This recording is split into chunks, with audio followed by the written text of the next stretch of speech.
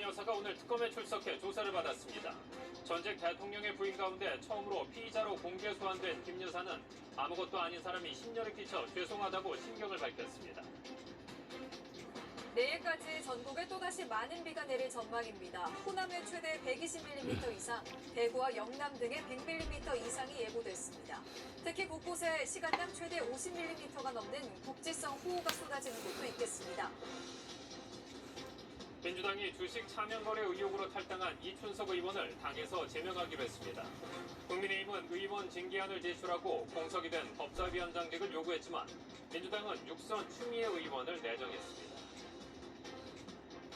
서울 명동의 백화점을 폭파하겠다는 글을 인터넷에 올린 협박범 2명이 잇따라 검거됐습니다. 제주 지역 중학교 1학년 남학생과 경남 하동에 사는 20대 남성이었습니다.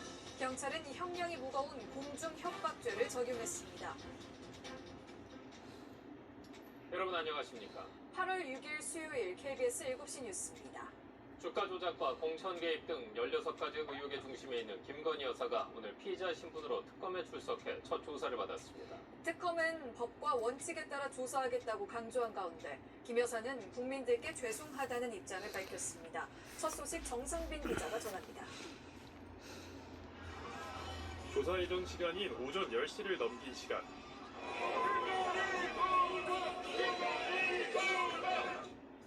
김건희 여사가 특검 사무실 앞에 도착했습니다.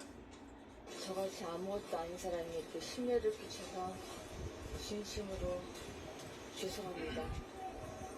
수사 잘 받고 나오겠습니다. 역대 전직 대통령 배우자가 피의자로 공개 출석한 건 처음입니다. 포토라인은 섰지만 고가 목걸이와 가방을 왜 받았는지, 도이치모터스 주가 조작에 관여했는지 등 취재진의 질문에는 답하지 않은 채 조사실로 향했습니다. 조사는 특검과 별도 티타임 없이 바로 시작됐습니다. 오전 10시 23분에 조사를 시작하여 11시 59분에 오전 조사를 마쳤습니다.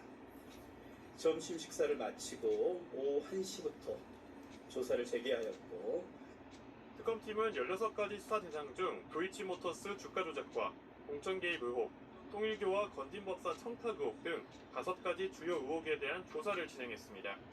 특검 측에선 부장검사가 조사를 진행했고 김 여사 측에선 변호인 3명이 입회했습니다. 김 여사 측 요청에 따라 영상 녹화는 하지 않았습니다. 특검은 김건희 여사가 진술 거부권을 행사하지 않고 조사에 임하고 있다고 밝혔습니다. 다만 김 여사 측은 장시간 수사를 받을 건강 상태가 아니라고 한 만큼 특검팀은 추가로 소환 조사를 진행할 걸로 보입니다. KBS 뉴스 정상빈입니다. 김건희 여사에 대한 특검의 첫 대면 조사가 종료됐습니다. 다만 김 여사는 아직 특검 청사 밖으로는 나오지 않은 상태인데요. 특검 사무실에 나가 있는 취재기자 연결해서 자세한 소식 들어보겠습니다. 정혜주 기자, 김 여사 언제쯤 나올 것으로 예상됩니까? 네, 김건희 여사는 오후 5시 46분쯤 조사를 마치고 지금은 조사를 열람하고 있습니다. 현재 취재진들은 특검 사무실 1층에서 김 여사를 기다리고 있는데요. 아직 김 여사의 모습은 보이지 않고 있습니다. 김 여사는 오늘 오전 특검 사무실에 출석하면서 구체적인 질문에 대한 답은 피했습니다. 그러면서 김 여사 측은 조사 종료 후에 질문을 받겠다는 취지로 언급했는데 김 여사가 본인을 둘러싼 의혹에 대해 새로운 입장을 내놓을지 주목되고 있습니다. 이날 조사는 김 여사의 건강을 고려해 점심시간 외에도 4차례 휴식 시간을 가지며 진행됐습니다. 이 때문에 실제 조사 시간은 5시간 20여 분 정도인 것으로 보입니다. 특검은 우선 오늘 도이치모터스 의혹을 시작으로 공천 개입 의혹, 건진법사를 통한 통일교 청탁 의혹 등을 조사한 것으로 알려졌습니다. 김 여사는 진술을 거부하지는 않은 것으로 전해집니다. 다만 특검팀은 조사 시간이 부족했던 만큼 추가 조사가 불가피하다는 입장입니다. 김 여사는 이날 조사가 이뤄진 의혹 외에도 집사 게이트, 양평고속도로 종점 변경 등에도 관여했다는 의혹을 받고 있습니다. 이 때문에 이른 시일 내에 추가 소환 통보가 이루어질 가능성이 있는데 특검팀은 곧바로 김 여사에 대한 구속영장을 청구하는 방안도 검토 중인 것으로 알려졌습니다. 한편 김 여사는 순직해병 특검의 수사 대상에도 올라 있는데요. 임성근 전 사단장의 구명로비 등과 관련한 의혹입니다. 순직해병 특검은 김 여사의 비화폰과 통신 기록에 대한 분석을 진행하면서 동시에 이종섭 전 장관 도피 의혹 수사에도 속도를 내고 있습니다. 오늘 이와 관련해 외교부를 압수수색하기도 했습니다. 지금까지 김건희 특검 사무실에서 KBS 뉴스 정혜주입니다. 경찰이 서부지법 폭력 난입 사태 배우로 전광훈 목사를 지목해 압수수색하면서 전 목사가 신앙심과 금전 지원을 토대로 특임 전도사를 가스라이팅했다고 영장에 적시한 것으로 파악됐습니다. 영장에는 윤석열 전 대통령의 구속영장이 발부되면 국민저항권을 토대로 물리적 타격이 가능하다고 했던 전 목사의 발언도 담겼습니다. 전 목사가 이끄는 사랑제일교회에선 특임 전도사 2명이 서부지법 난입에 가담해 1심에서 징역형을 선고받았습니다.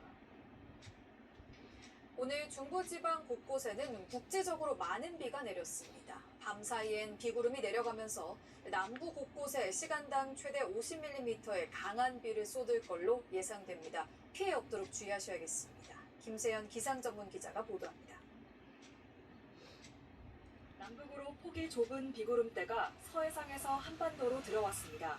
이 비구름대의 영향으로 오늘 수도권 등 중부 곳곳에 국지성 호우가 내렸습니다. 경기 포천에는 110.5mm, 강원 철원에는 83mm의 비가 내렸고 한때 호우 경보가 발효되기도 했습니다. 밤사이 비구름대가 내려가면서 내일까지 남부지방을 중심으로 강하고 많은 비가 올 전망입니다. 내일까지 예상 강수량은 호남의 많게는 120mm 이상, 대구와 경북, 경남, 제주에 100mm 이상 등입니다.